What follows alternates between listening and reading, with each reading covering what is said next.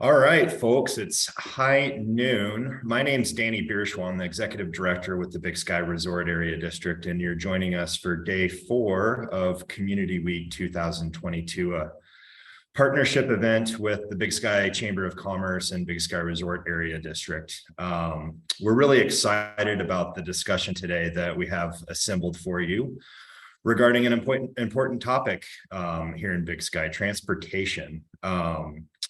A little housekeeping for today's event. This recording will go online and live before the end of the day today. So if you happen to miss out or want to share this with a friend or a neighbor, feel free to share that link as it comes out. We're going to start out today with a welcome and introduction to our panelists, dive into some moderated questions. Also a shout out to Joe O'Connor for supporting our moderation on Tuesday's event. I'll try to follow in Joe's footsteps here and do a good job with this panel that we've assembled for today, and leave some time here at the end for questions from the community at large. So please hold your questions until the end, and we'll get started here. So to kick us off, we've got a panel of diverse transportation-focused individuals in the room virtually. We've got Mitch Butode with the Montana Department of Transportation, and he is the statewide and urban planner for the Department of Transportation. Mr. Kevin Germain, the Vice President of Moonlight Basin with Lone Mountain Land Company, speaking to Jack Creek Road. Liz Fairbank, road ecologist with the Center for Large Landscape Conservation. And Danielle Scharf, principal with Sanderson Stewart, speaking to the Tiger Grant. We've also got Darren Brugman, the very first executive director of the Big Sky Transportation District, joining us for today. So with that, Darren, welcome to Big Sky. So glad to have our very first executive director with the Transportation District. You're hot on the job, fairly fresh, and I guess to start with, what have you learned? What observations have you had in your first few months here with Big Sky and the Transportation District? Well, thank you, Danny. I appreciate being on this panel and getting a chance to talk to the community, which is the vision here for this whole week's activities, and very proud to be a part of it. Yes, as you mentioned, I recently took a position as the first executive director, and I think right off the bat that demonstrates the community's commitment here to transportation, specifically public transportation, and trying to give other options to people to better utilize everything that our area has to offer. So moving up from, I previously was in Jackson Hole, so I played around with the southern entrance to Yellowstone Park. Now I get to experience the west and north end. So very excited and very glad to be still in a resort community. But the short time, it's been a whirlwind since I came up here this summer.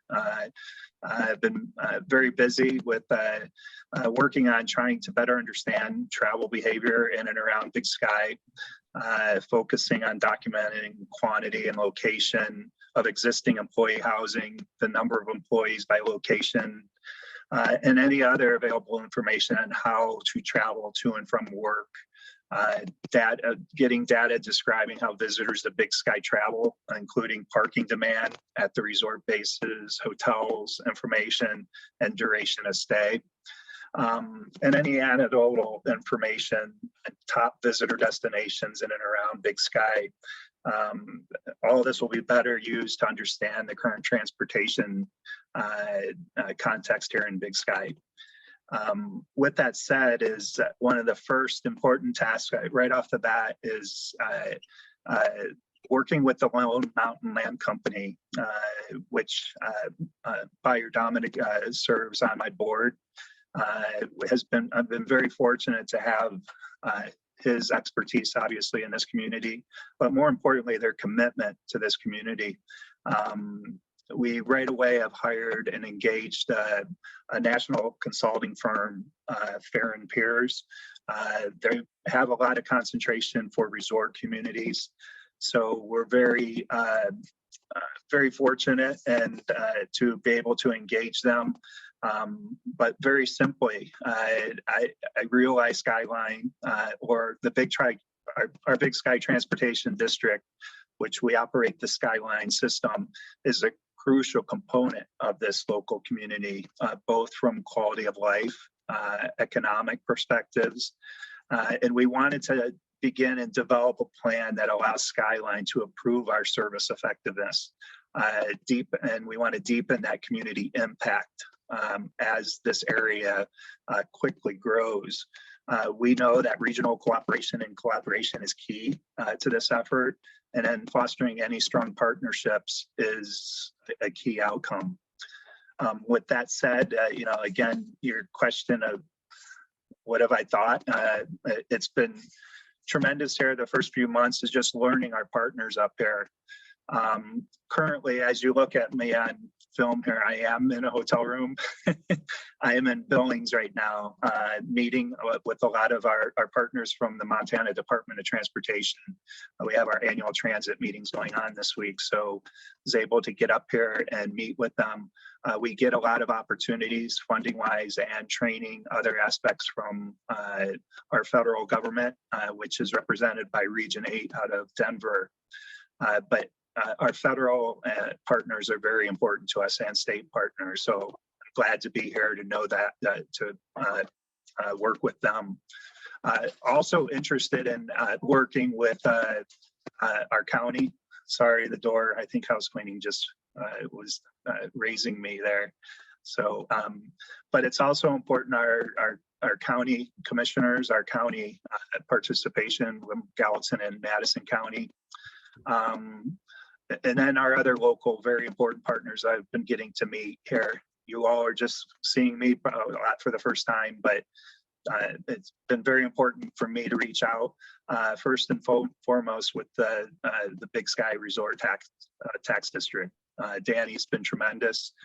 They are a tremendous supporter of our public transit here, and we look for that into the future.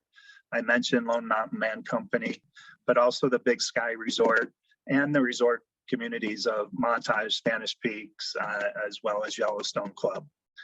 All of that's very important for us as we move forward and making, our number one, as it's in our strategic plan or the Big Sky plan that we all have, is we want to make Big Sky world-class transportation destination. And that's what I'm most anxious and excited about first and foremost here for the Big Sky area. So again, thank you for the welcome, and I look forward to making that happen, making this a world-class transportation destination. Thanks, Darren. For those who may not know, where do you find out about the bus service? The easiest would be going to our skylinebus.com, our website. And incident, I should mention that is first and foremost the best place to go. But we're in the process of revamping it, making it a very much user-friendly and much more simpler. It's not to say there's a lot of good information on there right now, providing our schedules, for instance, and any information related to our services. But starting in November, we hope to have the new and revamped website out. So that would be the best location to go right off the bat. Great. Thanks for that, Darren. Well, transitioning over to Danielle Scharf, principal with Sanderson Stewart. Thanks for joining us, Danielle. Boy, we've been talking about this Tiger grant for a very long time, and we are on the precipice of actually getting rolling. In fact, we started rolling on it earlier this year, right? Yep. What can we expect as a community as this project actually begins to roll out? What are the impacts going to be? I would imagine it's going to get a little harder before it's going to get better as far as construction and making the work happen. But man, it's really going to be an amazing improvement to our transportation system here. So what are the details, Danielle? Well, I think, like you said, we have been talking about this project for many years. So I think most of the community members are aware of the scope of the project, but maybe just in terms of a quick overview, I could let you know we'll be building quite a few turn lanes along the Highway 64 corridor. And that includes Big Sky Resort Road, Andesite Road, Big Pine, Huntley. We'll be installing a new traffic signal at Little Coyote at the intersection there, along with some turn lanes as well.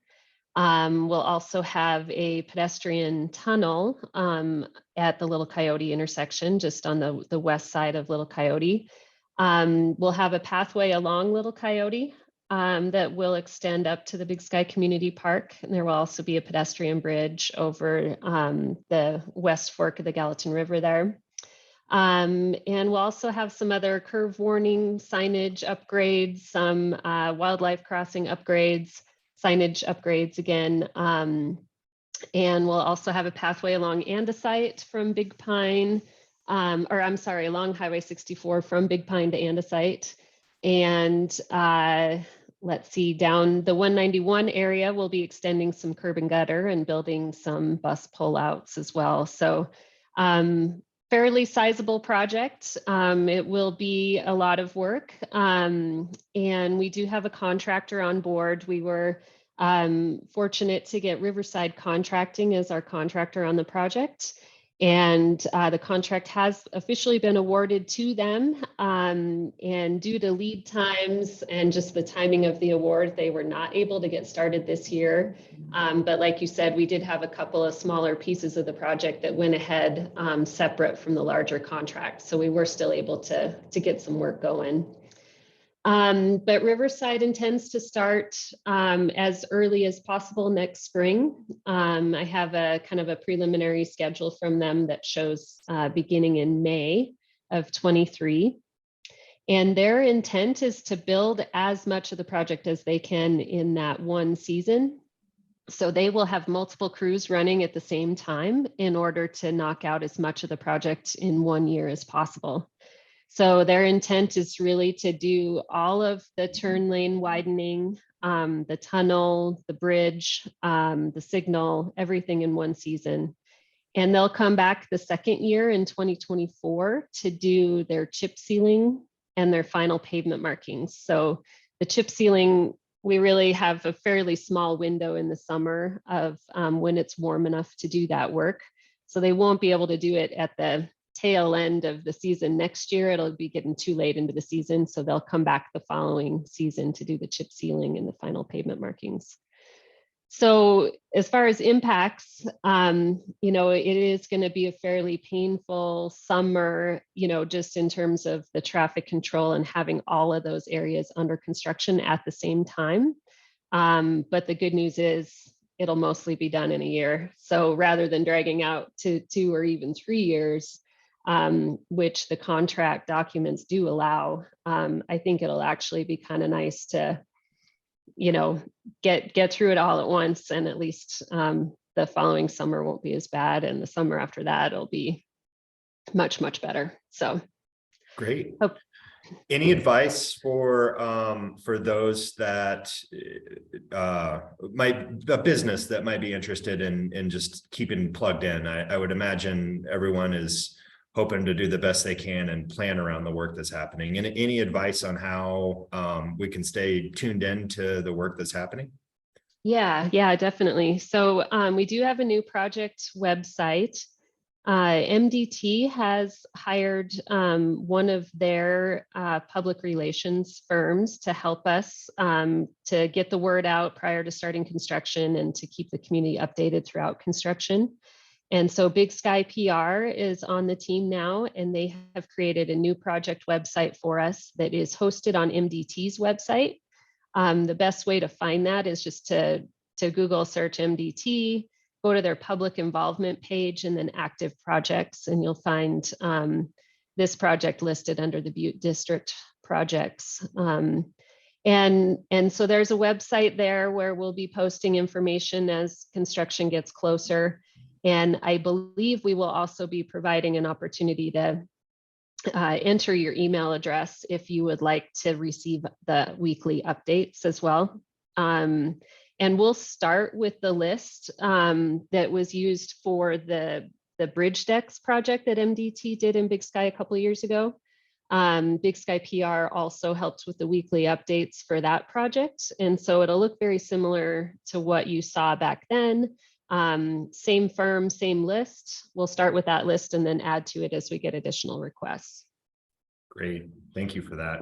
And for those who don't know, it's been a long process here to get this Tiger grant to the finish line.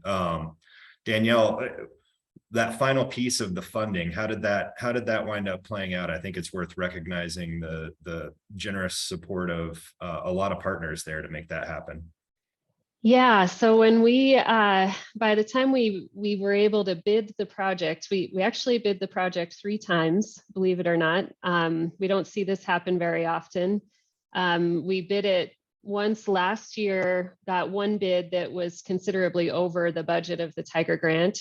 We decided to bid it again. The second time we got 0 bids, and then we extended the time frame, basically bid it one more time right away, allowing some more time, some more flexibility, kind of giving the contractors everything they need to go ahead and submit a bid. So in the end, we did get 2 bids that last time, and but still we were over the overall Tiger grant budget. So luckily, the Resort Area District, Gallatin County, Madison County, and MDT all came to the table with additional funds. A true partnership there to help the project move forward, and we were able to award it to Riverside, like I said. Well, huge thanks to all the folks that helped chip in, and a big thank you to Gallatin County for sponsoring the Tiger grant up front. That really made this project happen. Yes, Darren. Sorry, Dan, good partnership here. You recognize my raising hand, but I definitely about the Tiger grant. Also included is for us at Skyline, we're purchasing 4 commuter style buses with that grant. These are very important to us, and I think to the community, it's being able to offer a much more comfortable ride, a larger type vehicle to move those persons from the Bozeman area up to Big Sky, and that's a part of the Tiger grant as well. Yes, thank you, Darren. Thanks for reminding me. I forgot to mention that when I talked through the scope. So, well, great. Thanks for all you're doing to move that forward and kickstart this important work. And stay tuned, as this is going to be a pretty big project happening in Big Sky next week, and we'll work with all of our partners here to try to make it as transparent and seamless as possible, but we should prepare ourselves for a little bit of disruption in terms of traffic. Let's move on to another topic here related to transportation, but more so related to how does our transportation system impact wildlife and the ecology, the wonderful place that we get to live here in Big Sky and Southwest Montana. We have Liz Fairbank with the Center for Large Landscape Conservation, the road ecologist for the Center for Large Landscape Conservation. And Liz has been working with that team to really understand what's going on. Liz, how is the project going, and what are you learning about wildlife and its connection to our roadway system? Yeah, thank you. I guess I'll just start by letting folks know kind of what we've been up to over the last couple of years. So we kicked off this project, I think, in 2020. And so the Center for Large Landscape Conservation and the Western Transportation Institute basically partnered to put together a formal wildlife and transportation assessment of Highway 191 from Four Corners to West Yellowstone, and then the entire length of Montana 64. And really the goal of this was to bring together a bunch of different data sets from different agencies, as well as citizen scientists. So we've been doing citizen science data collection through a smartphone app for the last year and a half. And thank you to any and all of you who have contributed to that. That information is super helpful to us. But basically, the goal is to bring together information about wildlife vehicle collisions, and that's collected by Highway Patrol, as well as carcass data from the DOT. National Park Service has a bunch of data on it, and then again, the citizen science data collection, and to overlay that with a bunch of information about wildlife movement and habitat and understanding where wildlife are needing to be able to get across the road, where they're coming into conflict with traffic, and how we can expect that to change and how it's been changing as traffic volumes continue to increase along those roads. And so we're actually at a really exciting stage right now. We have just kind of wrapped up our spatial analysis, and we're going to be out in the field next, Wednesday and Thursday with our technical advisory team. So if you see some vans parked on the side of the road, people in orange vests, that's probably us standing around staring at stuff and thinking about what the recommendations could be to reduce conflicts with wildlife and traffic, both from a human safety perspective, reducing wildlife vehicle collisions, road mortality for wildlife, but also ensuring that we have connectivity for wildlife across the landscape, moving in and out of the park and moving back and forth across the road between these public lands. The other cool thing with this study is there's an aquatic component. So we've actually gone out and we had 2 interns last summer go out to all of the culverts along Highway 191 and 64 and assess aquatic organism passage. So that's going to be a big part of the report as well. So we've got Matt Blank, who's an aquatic ecologist at the Western Transportation Institute, analyzing all of that data, and that's going to be one section. So thinking not just about terrestrial wildlife and how they need to move, but also thinking about it in the broader context of this valley with the river and aquatics and all of that. So yeah, we'll be out in the field next week. We've got folks from the Park Service, from U.S. Fish and Wildlife Service, from Forest Service, MDT, our team with the center and Western Transportation Institute. And there's folks from the county. There's probably more that I've forgotten. But yeah, we'll be out there next week, and we expect to have all of our recommendations compiled into the final report by the end of this year. And then hopefully we'll be doing some more outreach to the community at that point when we have our results to share. That's awesome. Is there a website or anywhere that folks can go to stay plugged in if they're interested? Yeah, I can, I don't know. I think I can drop the website into the chat, but if not, we can send that out later. Drop into we'll get it dropped into the chat and share with folks as well in the video when it's posted. Okay, great. Thank you. Thanks, Liz. Let's transition over to Kevin Germain. Kevin, yesterday we had a really vibrant discussion at the Joint County Commission meeting with Sheriff Springer and Patrick Lonergan regarding emergency management and egress and evacuation. Jack Creek Road might actually be a critical component of access out of Big Sky in an emergency situation. Is that something that Lone Mountain Land Company is open to doing? And in the event of an emergency, would Jack Creek Road be something that could be used? Yes. Perfect. I'll expand. Sorry, Danny. We've publicly stated a number of times that the Jack Creek Road is available to the Big Sky community in the event of an emergency.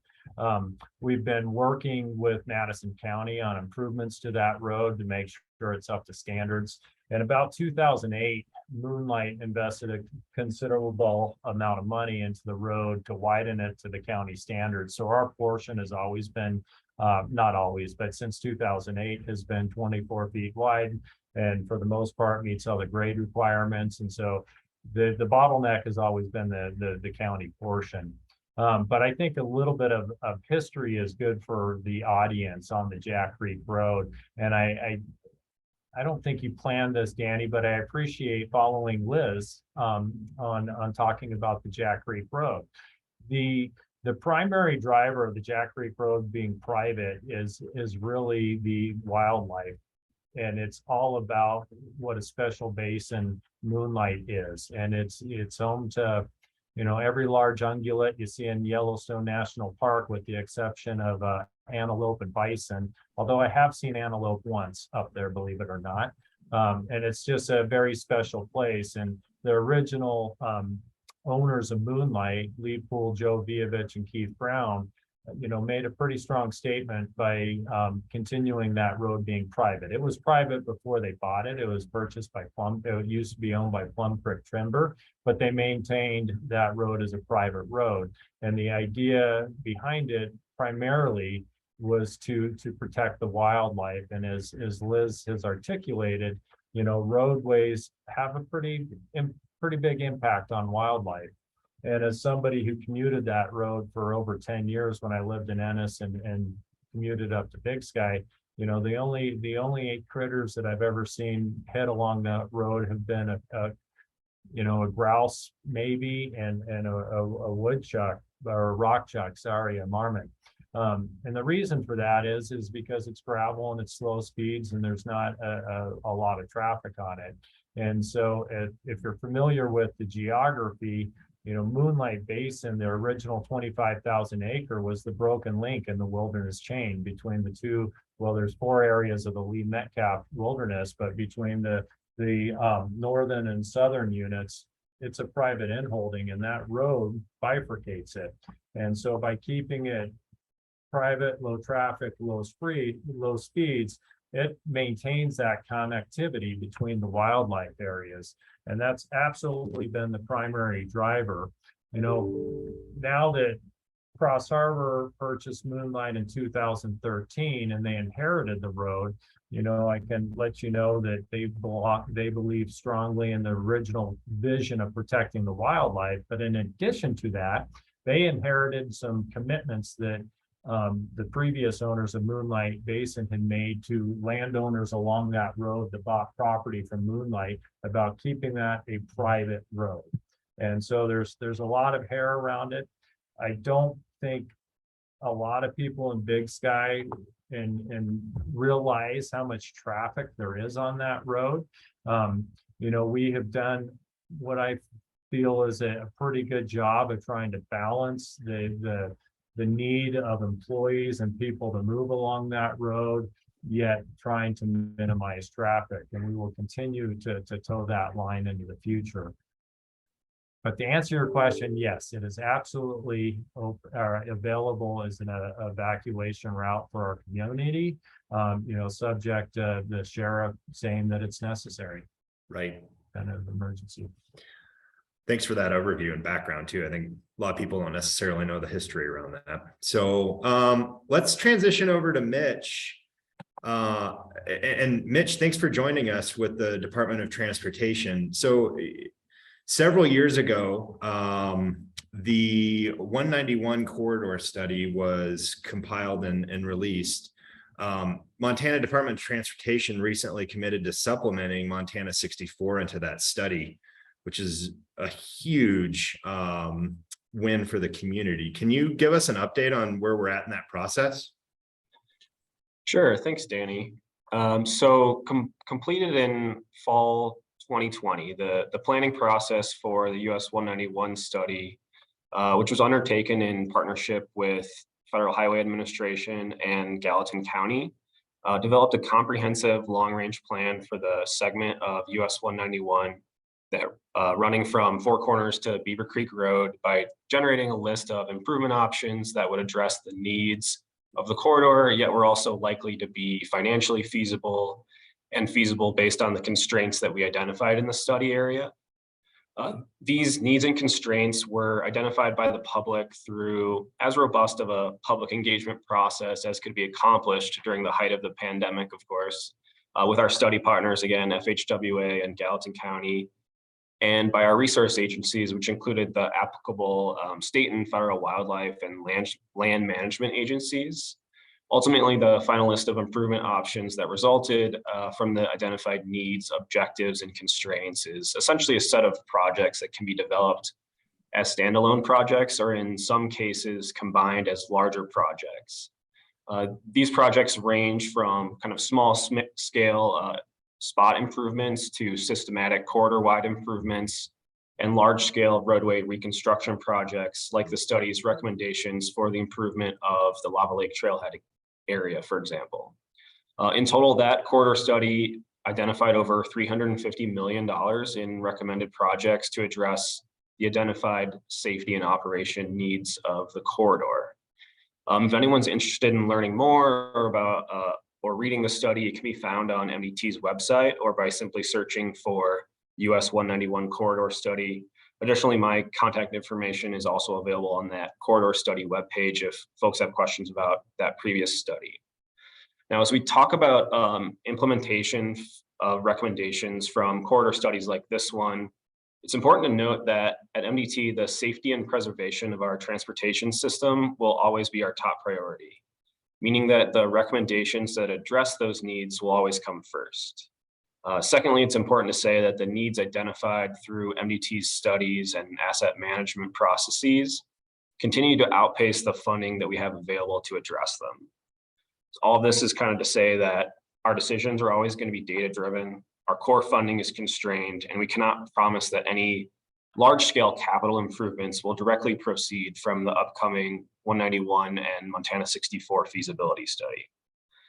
Now, that being said, considering the robust public comment we've received and the volume of current and projected needs outlined in our previous corridor study, we see an opportunity here to craft a mechanism aimed at helping prioritize the bundling and sequencing of specific projects by diving deeper into evaluating projects with respect to cost and risk, and using that information that's produced through these efforts to defend and market our needs to find or leverage additional non-core funding opportunities. So funding that we don't receive automatically from the federal government. Ultimately, we see this as a way to memorialize a corridor-wide planning tool that can be used as a roadmap for MDT staff and all of our stakeholders in the area for making these collaborative decisions based on the funding available.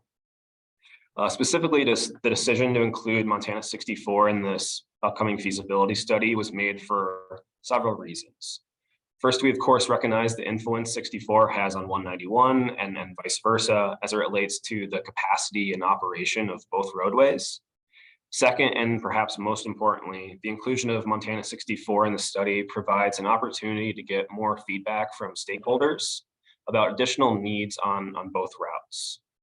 For information on the upcoming 191 feasibility study, the upcoming project description is currently listed on our MDT consultant design website. We anticipate the RFP for the study will be advertised in the next couple of months, with consultant selection to occur in the first quarter of 2023, if not sooner.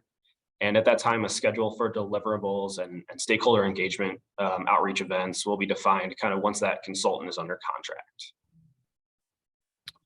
Thanks, Mitch.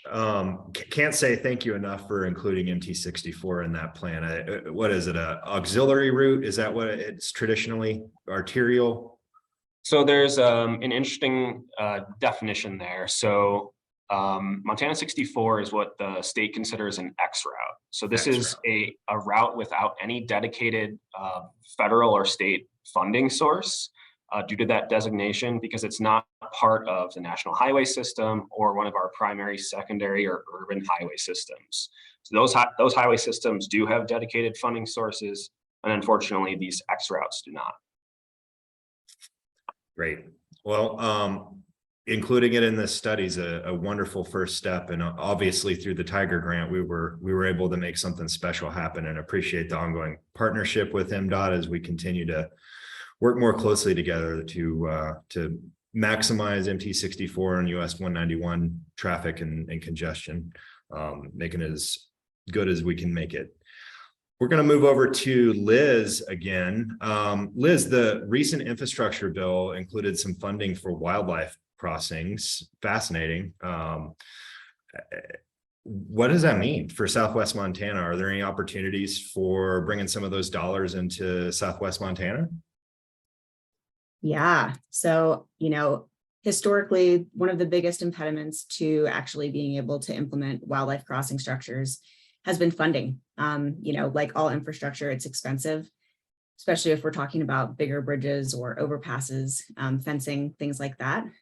So for the first time ever, there is a new pilot program in the transportation bill that provides $350 million in dedicated funding for wildlife crossings over the next 5 years. So that's really awesome. It's also important to note that in addition to that, There's been expanded eligibility criteria in a bunch of other federal transportation programs where projects that reduce wildlife vehicle collisions and at the same time improve habitat connectivity for terrestrial and aquatic species are eligible for what amounts to billions of dollars in federal funding through different transportation programs.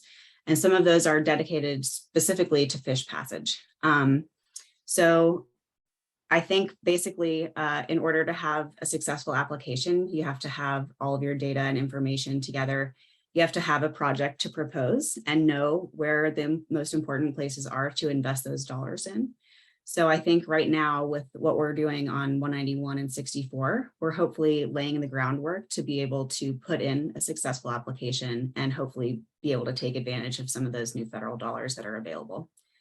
And we're kind of lucky in some ways. Basically, there's a certain amount of money that's allocated to each fiscal year for the Wildlife Crossing Pilot Program. They ended up not putting out a notice of funding opportunity this year. And so what we're hearing is basically that the first 2 years worth of funding will be bundled and available. The notice of funding opportunity is expected to go out sometime next summer, hopefully, or around this time next year. So we will have our report in hand by then and hopefully be set up to submit a proposal to that program, sooner than later. So fingers crossed for that. Great. Thanks for that update. Well, Mitch, we touched on this a little bit earlier. Super grateful for the Department of Transportation stepping in to support the Tiger Grant. Huge thank you from the community. But why was it important for you to do that? Why did MDOT step up? Yeah, thanks, Danny. Ultimately, we recognize that Gallatin County, along with its community partners, put forth a really great effort in securing that Tiger Grant. Huge lift on that. So really, MDT's decision to participate in that funding that financial shortfall essentially boiled down to the desire to partner with Gallatin and Madison County and the Resort Area District to ensure the project could continue to move forward. Additionally, as we've heard today, the Tiger Grant is intended to make those much needed operational improvements to 64, which, as I just described, is a highway under MDT jurisdiction without a dedicated funding source. So really, that's ultimately what we're talking about there. Well, thanks so much for the support. Really goes a long way, and we're looking forward to continue to work together on Tiger Grant 2.0 or whatever the next phase may wind up being. Kevin, you alluded to some work that had been done on Jack Creek. I think there was some thinning of some trees, but also some road work. Can you just give us an overview of what's been going on down there at Jack Creek? It looks Jack Creek Road. It looks a little different than it did before, I would imagine. Yeah, no, absolutely. So first, Danny, I'd like to give some kudos to Madison County. As I mentioned previously, Moonlight really got our 12 miles of road up to standards in 2008. And so the bottleneck has always been the 3 miles down below our gate, which it's a county road portion. And it's right along Jack Creek. It's constrained by the creek. It's also constrained by land ownership.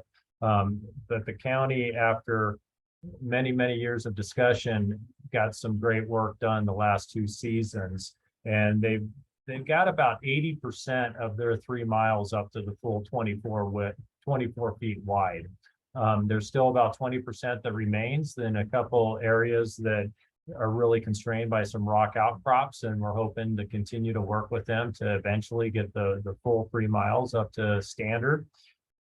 Also, there's a total of 5 bridges along that stretch. 3 of the 5 bridges have been replaced in the last 10 years, but there's 2 remaining bridges. They hope to replace one of the remaining bridges next summer, and they're still seeking funding for that 5th and final bridge. So thanks to Madison County, and no good deed goes unpunished. We will keep asking them to keep working on their stretch of road so that it can meet the requirements that our community deserves.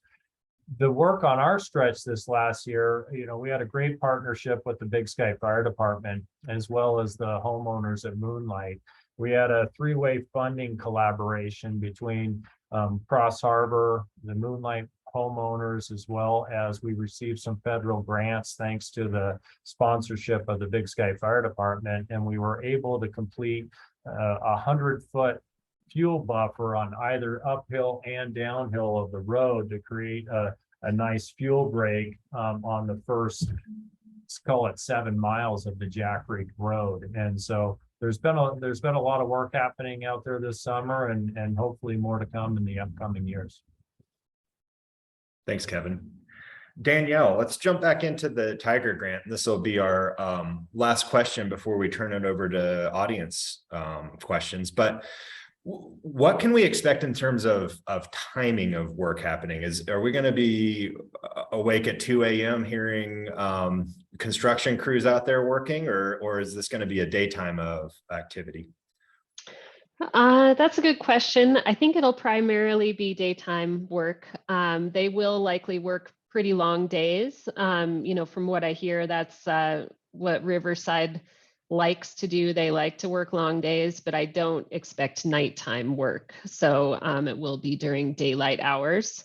They've given us a preliminary schedule, like I mentioned earlier, but some of that could still change before they actually start construction. So we'll be sure and communicate that to the community as we're getting closer to starting in the spring. The other thing we haven't seen yet is their traffic control plan, because I imagine that will answer a lot of questions too. We have stated the desire to maintain two-way traffic through all of the work areas. So that'll be the intent. They will probably need some shorter term closures with possibly with some flaggers, or have some detour routes like around the tunnel installation, for example. They'll have some detour routes around that area when the tunnel's being installed. So there will be some shorter term interruptions, but for the most part, we're going to try to keep traffic moving. So that's the plan. A few more minutes. I'll kick one more over to Darren. Darren, is there any changes to the route this year that we should be aware of, or have you set your schedule for the route yet? Maybe would be the first question. Thank you, Danny. We are still working on our winter season right now, in our fall mud shoulder season, if you will. That'll be in place until November 21st. That's our target, and that's our date that we'll switch over to our winter season, which is our busiest time. We are looking at some tweaks and changes, some bigger than others. We are restricted by the vehicles we have currently as we wait for newer buses to come, i.e. the MCIs that we're getting through the Tiger Grant, which we expect next summer. So that'll service us for the next winter. But we're looking at changes of where we go. For instance, the blue line that operated last winter, this summer, we are going to discontinue that due to the low ridership, but putting those resources back into what we call our core service area, which is really the town center up to the mountain, offering more frequent service instead of hourly service, half-hour service, and looking to offer it later into the evening. We're also adding another trip in the morning from Bozeman up to Big Sky. But most importantly, we're in the process. We put a request for proposals. One of the things I'm very interested in is microtransit is a term in the transit world that many transit agencies across the country are using. It's that on-demand type of service. It's very Uber-esque, if you will. You'll be able to use your phones to hail to get a vehicle, a smaller vehicle, to come out and pick you up where you're at and take you where you need to go in a certain service area. So our first is quickly putting it out and hoping to get a vendor to operate the service in the winter for the town center, Meadow Village area. And we're very excited about that. So we just issued the RFP this week, and we have a lot of interest from national vendors. So I'm very excited to hopefully get those smaller vehicles. Again, as I mentioned earlier, our goal is to offer options for people that necessarily aren't familiar with public transit. Public transit is more than just big buses that truck up and down the same roads you and I travel. So we're looking at different options to provide service in the area. Great. Thanks, Darren. Well, it's 15 till. Let's go ahead and kick it to some audience questions. Jenny, can you help folks, guide folks with how to submit a question? Perfect. I'll go ahead and throw it up on the screen for everyone to see, but if you're listening virtually, go ahead and use that raise your hand feature at the bottom of your screen on Zoom, and we'll get to your question, or throw it in the comment section on the Facebook live stream.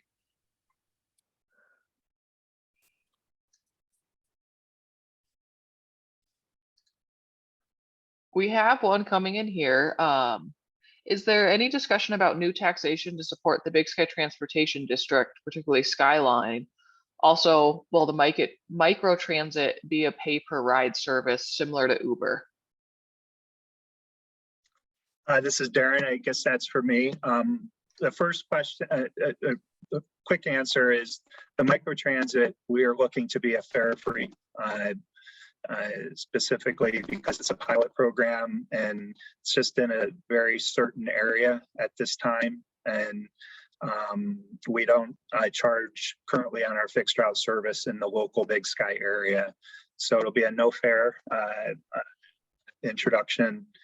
As far as other additional revenue sources, very good question. I think a lot what I spoke about earlier, a big reason why engaging a consulting firm is we really want to look at the area. We want to do this right, but we also want to be able to provide a service to the community that is definitely going to be an option for people to use. So we want to do this study first and foremost to show how people could actually be moving around our area. And when I say the area, all the way from the airport, all the way up to Big Sky, but even more importantly, within Big Sky area, want to be able to show, hey, if we receive additional funding, be it we go out for the taxation in our Big Sky Transportation District area, we want to show what that can get for people. So it's very important for us to show that at first, and then go ask for additional funding to help support that.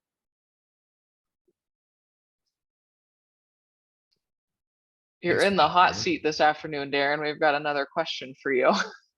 Has there been any exploration into electric transportation vehicles and charging infrastructure? If so, could you explain what has been pursued and what seems the most feasible way to start this transition? Another excellent, good question. I know there has been an interest up here from what I've seen through the years, but I definitely have an interest.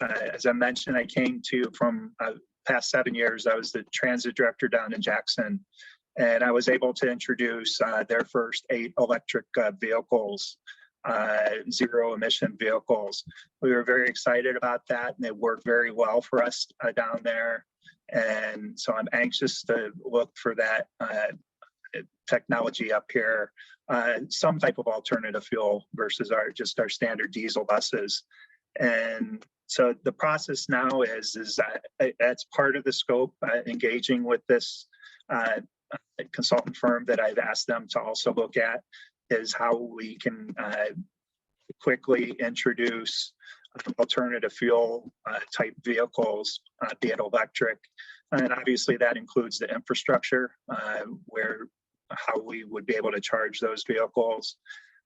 But it is something we're definitely working on and trying to fast track it as fast as we can.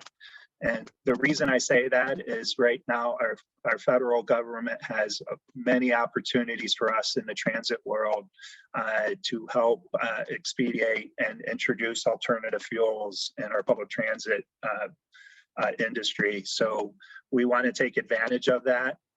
But first and foremost, we want to do what's right for the community. And I believe many are supportive of having cleaner operating vehicles in our community. Thanks, Darren.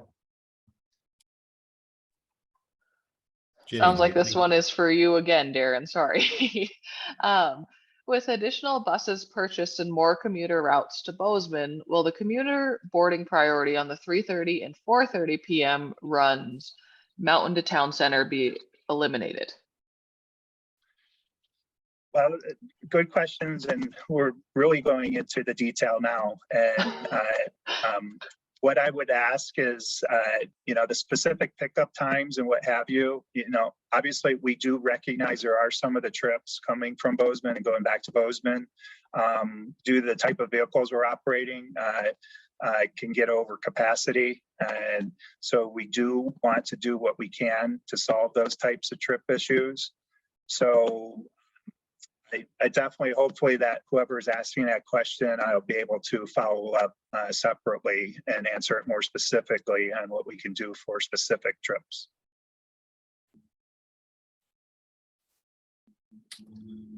Perfect. And for everyone listening to us, we'll have all the contact information for all these panelists throughout the week. If you have more direct questions or would like to connect and dive deeper onto anything with any of the experts, we'll have that available at bigskycommunityweek.com. I might add, if I can jump in here, I keep meaning to say this since our winter season schedule came up. I mentioned it, we hope to implement it November, well, not hope, we will be implementing the winter schedule November 21st. But our goal is our board just met this week, and we're still reviewing a few things, but next Friday, we will be issuing out what we propose will be our schedule for all of our services. So look on our website, that's where it'll be published, and that'll still give us some time for people to look at it. And if we can adjust and look at specific areas, we will do that. So look for next Friday where we'll issue out our initial proposed schedule for the winter season. Thanks, Darren.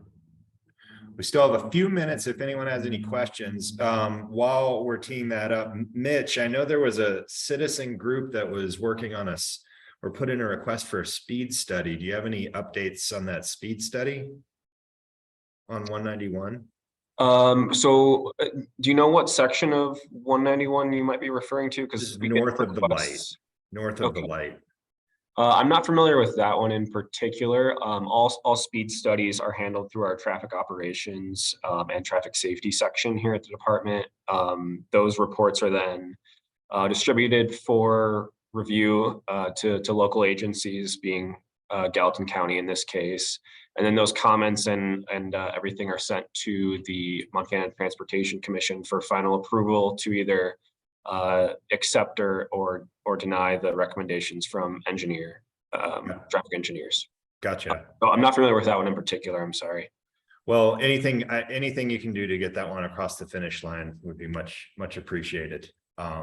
Would be remiss not to mention that. Any other questions come in, Jenny? That looks like to the end of questions coming through virtually. Well, I want to say just a huge thanks to our panelists here. The folks on this call are working day in and day out to make our transportation system more effective here in Big Sky and contribute where their areas of expertise lie. If you find yourself on 191 or Montana 64 between the hours of 6 a.m. and 9 a.m. and 4 p.m. and 6 p.m. on any given day, you'll see why we're having this discussion. We look forward to continuing to enhance and make the best out of our one road in and one road out situation here in Big Sky. And I'm very thankful for everything that you all are doing.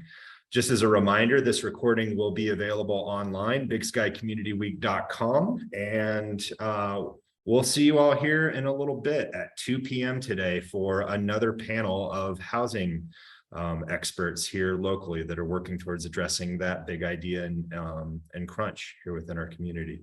My name is Danny Bierschwan, the Executive Director with the Big Sky Resort Area District. I thank you so much to all our panelists and the viewers, and we'll see you here at 2. Take care. Thanks, Danny. Thanks, Danny.